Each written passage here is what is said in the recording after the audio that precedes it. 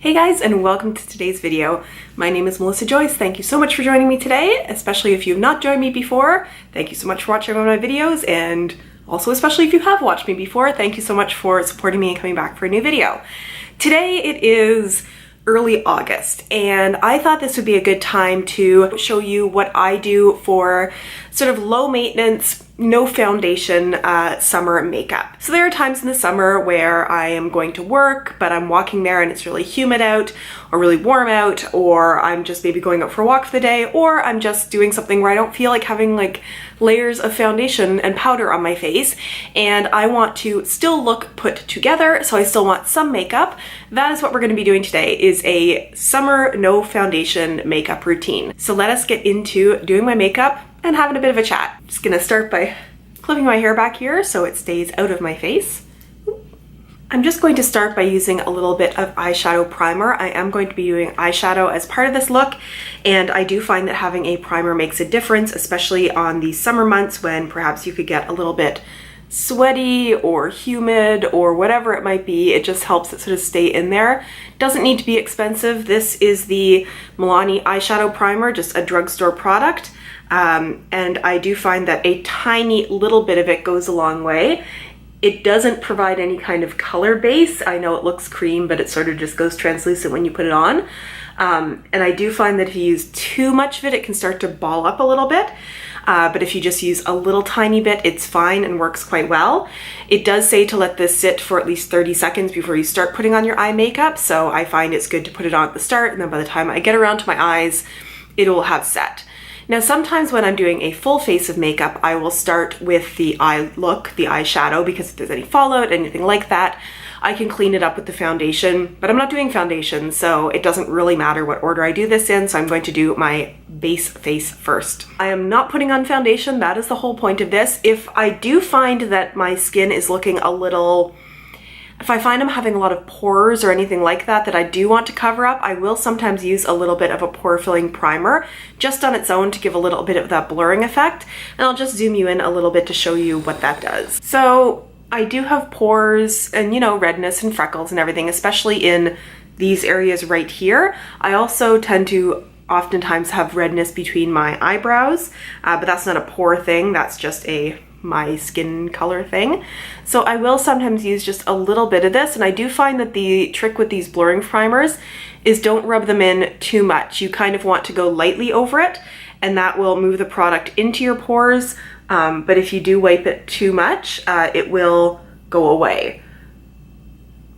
So I'm not sure if you can tell, but that just sort of blurred everything out in that area, which just gives me a little bit more confidence when I'm going without foundation. Maybe I'll keep you zoomed in a little bit for this. Just a little bit, yeah. I do have a bit of a blurring filter that came on my camera. I have mentioned this before. I do always try to show you guys my skin, so now I'm zoomed in so you can see my freckles and all that sort of thing.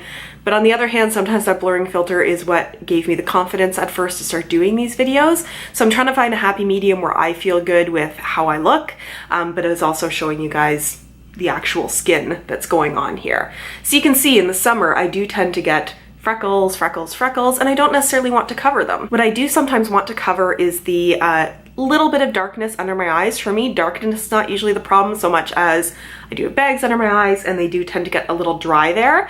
So I have the Instant Age Rewind from Maybelline. I have this one, which is fair. I also have the one that is called Brightening, which is very much a pinkish color.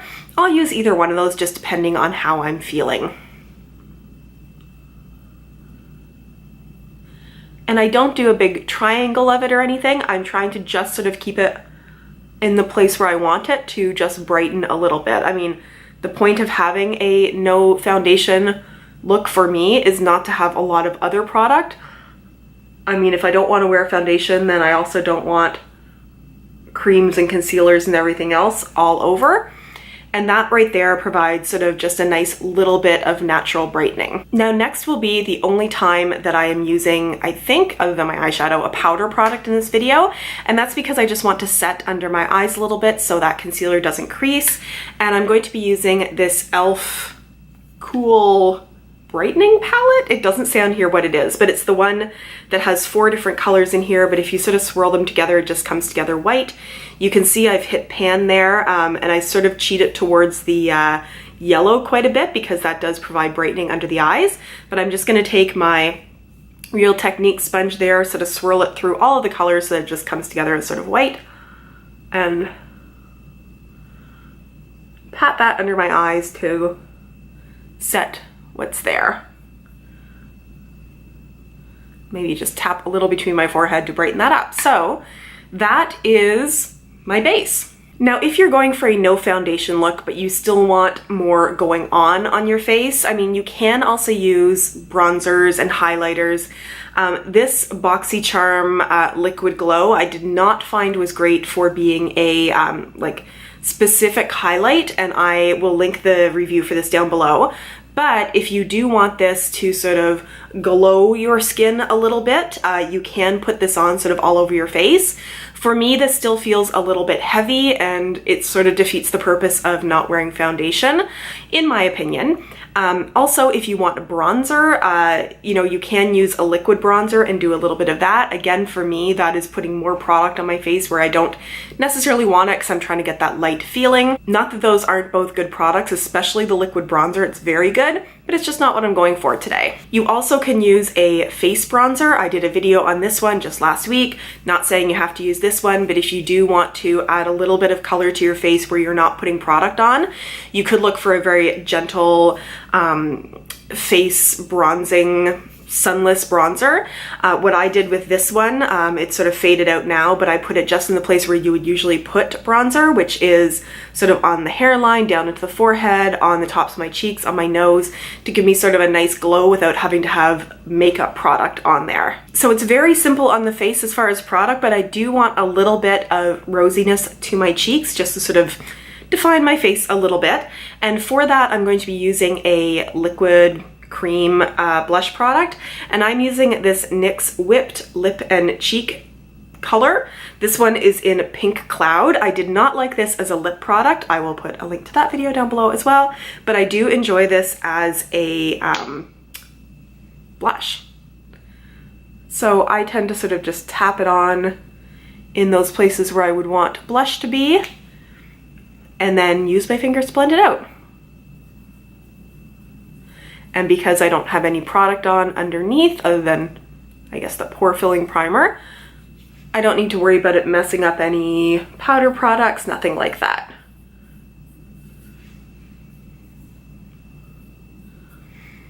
So it's subtle, but it gives me a little bit more of a warm glow. Now the next thing that we're going to do is eyebrows, because I do find that if you're doing a face look and you want to look pulled together, for me it's eyebrows, eyelashes, and some lip product. Even if you just do those 3 things, that's going to make everything look pretty pulled together.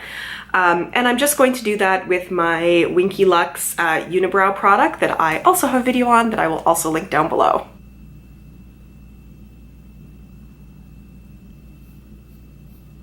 I also went and got my eyebrows nicely waxed lately, which means I don't have to put too much effort into doing them, just defining them a little bit more. Next, I'm going to get into eyeshadow, and this is going to be very simple. I'm just using 2 products and actually just 1 brush. And this one is a little dirty because I've been using it this week, but I've been using it for all the same color of products, that's fine. This is the Glamour Dolls blending brush. It's got a little bit of a taper on the end.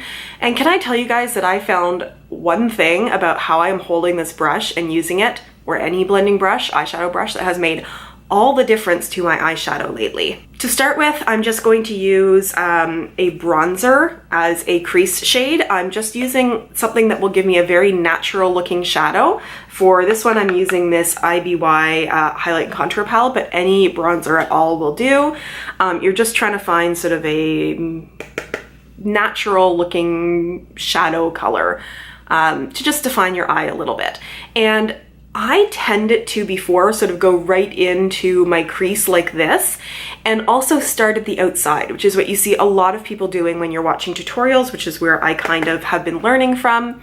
And I found that it was looking really blotchy. And maybe it's just a difference in my eye shape. I have very far set apart eyes, so I often don't need a lot of color in the outer edge because that sort of pulls everything further apart. So the first thing I'm gonna say is instead of going in like this, I've been starting holding very much perpendicular. Is that the right way? Like up and down. So when I go in, I'm using more of the side of the brush rather than the tip of the brush, which means the color is more diffused when it's going in. It's blending a little bit more rather than just going in one place. The other thing that's been making a big difference for me is I haven't been starting here. I've been starting sort of just below my arch so that more of the color is initially put down there and then blended. And it just seems to do better for me and my eye shape that it's not pulling it all to the outside.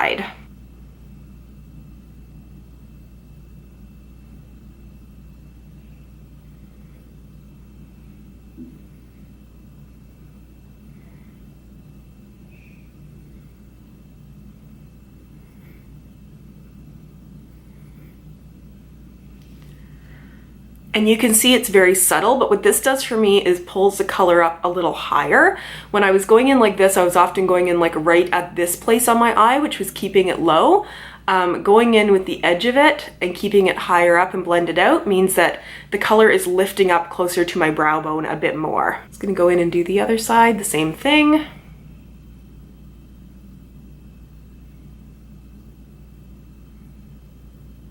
And that is as much as I'm doing for the shadow on my eye. I would also say to go in with, again, that bronzer shade or even maybe a deeper one if you have it.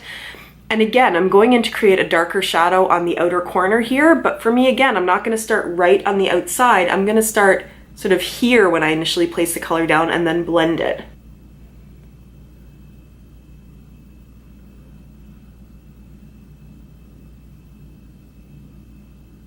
It's very, very subtle, but it's noticeable to me that I don't end up with all the color really heavily on the very outside of my eye, and instead I'm getting it much more where I want it, which for me is less about the eye being out here, which is what I was doing before, and more about it sort of keeping tucked in so that more of the color is underneath my arch, which again, for my eye shape is what I want. The last step for me for doing the eyeshadow look is to add a little bit of glitz and glamour and light to it.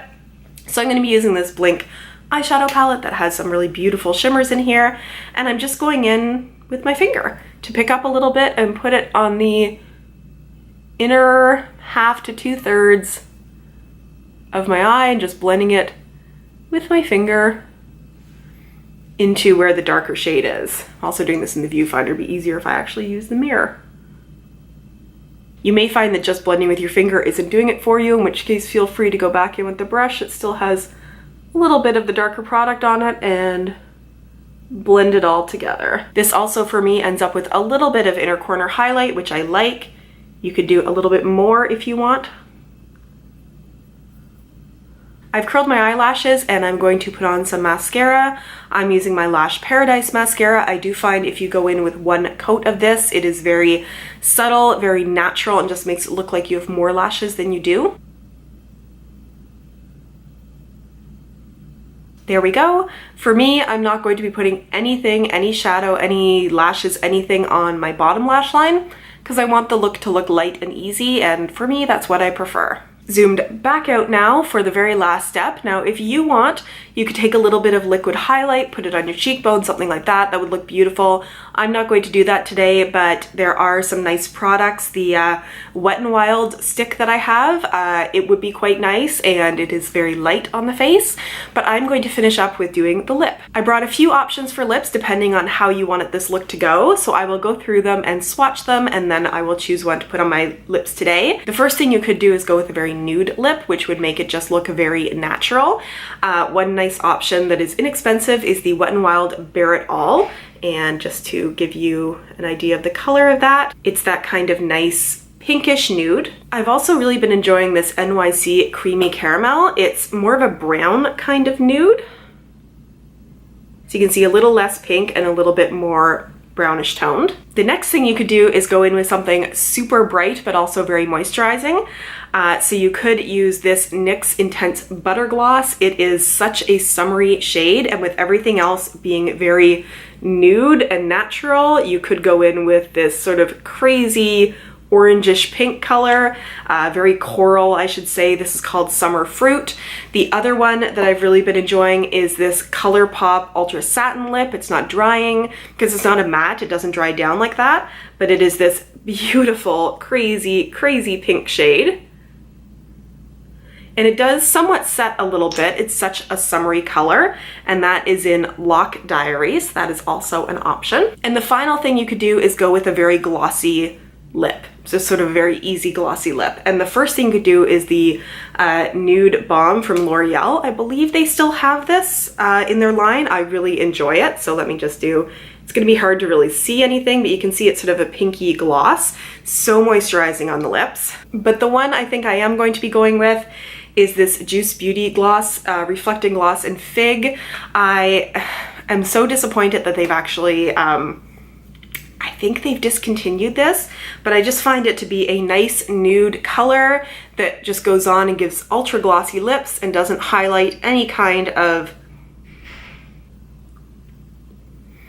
doesn't highlight any texture, doesn't really do a lot it looks like, but it does provide this nice nude, almost brown, tinged gloss that I just think looks beautiful and smells like orange juice. It's just fantastic. So that is my no foundation summer look with a few different options for lip and a few different options for your skin. This has turned into a longer video than I expected it to be, but I do hope that you enjoyed it. If you like seeing these different kinds of routines based on different kinds of makeup wear, please consider giving this video a thumbs up. I love to see it when you guys like my videos. If you have suggestions, comments, things that you liked, products I should try, leave that in the comments. I respond to every comment that I get, and I love chatting with you guys in the comments. If you are not subscribed to my channel, but you want to be, you can click on my face. I'll make it pop up right here. Boom. And if you want to watch one of my old videos, I will put one of them up here, and I look forward to seeing you in my next video.